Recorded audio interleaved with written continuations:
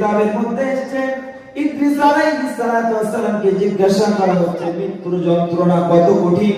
তো হযরত ইদ্রিস আলাইহিস সালাতু ওয়াস সালাম বলছেন, দেখো মৃত্যুর যন্ত্রণা এমন কঠিন, যদি কোন একটা সুস্থ সবল মানুষকে একদিকে কেটে দেওয়া হয় আর অপর দিক দিয়ে যদি তার ওই কাঁচা চামড়াকে টেনে টেনে বার করা হয়, আর বার করার পরে তার ওই শরীরে যদি লবণ ছিটিয়ে দেওয়া হয়, যেমন কষ্ট পাবে মৃত্যুর যন্ত্রণা এর থেকে আরো অনেক কঠিন।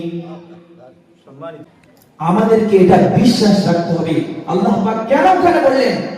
এই জন্য বললেন যে দুনিয়াতে যতগুলো মানুষ আছে, 18,000 মখলুকাত, যত হাজার হাজার যে আল্লাহ রাব্বুল আলামিনের সৃষ্টি আছে, সবাই কিন্তু এই মৃত্যুকে ভয় পায়। ভয় পায় না? সবাই এই মৃত্যুকে ভয় পায়।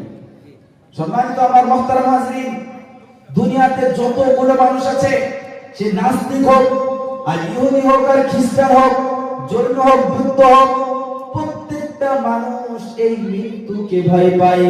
দূরে পবিত্র কালামুল্লাহ শরীফের মধ্যে 6666টা যে আয়াত আছে, যদি কোনো মানুষ, অনেক মানুষ এমন আছে যে এই 6666টা আয়াতকে অস্বীকার করে, এর প্রতি বিশ্বাস রাখে না। অনেক মানুষ দুনিয়া থেকে চলে গেছে যে এই কোরআনের প্রতি তাদের আস্থা ছিল না, বিশ্বাস ছিল না, ঈমান ছিল না। এমন তো অবস্থায় দুনিয়াতে অনেক মানুষ আছে যারা এখনো পর্যন্ত কোরআন শরীফের এই 6666টা আয়াতকে বিশ্বাস করে না।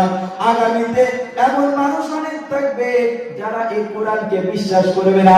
কিন্তু এই 6666টা আয়াতের মধ্যে একটা আয়াত এমন আছে যে আয়াতটা প্রত্যেকটা মানুষ, দুনিয়াতে যতগুলো মানুষ এসেছে, এখন যতগুলো আছে এবং আগামীতে যতগুলো মানুষ থাকবে, ওই একটা আয়াতকে সবাই বিশ্বাস করে। সেটা কি?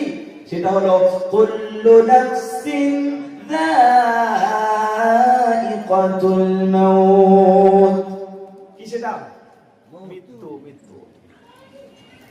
দুনিয়াতে অনেক বড় বড় নাস্তিক চলে গেছে, অনেক বড় বড় নাস্তিক চলে গেছে। ঐতিহ্যবাহী ঐতিহাসিক নাস্তিক সালমান রুশদি, অগণিত তার হাতে কিতাব লেখা আছে।